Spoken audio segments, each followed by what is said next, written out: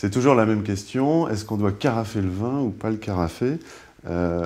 Sachant que l'ouvrir à l'avance, juste ouvrir une bouteille dont la surface d'un centimètre du goulot ne sera pas suffisante pour aérer le vin, puisque le but d'un carafage, c'est l'aération du vin. On le fait généralement sur des vins qui sont assez structurés, qui sont assez tanniques et qui sont assez jeunes. Ceux-là ont besoin de s'aérer. Le vin, c'est comme les personnes. Les jeunes personnes, les enfants, on les met au parc et ils ont besoin de courir dans tous les sens. Donc ils ont besoin de s'aérer. Et les vieilles personnes, on les sort quand il fait beau, quand les conditions sont bonnes. Donc les vieux vins, déjà, la plupart du temps, on ne les carafe pas, on les décante, parce que souvent la bouteille n'est pas forcément présentable quand on la sort de la cave.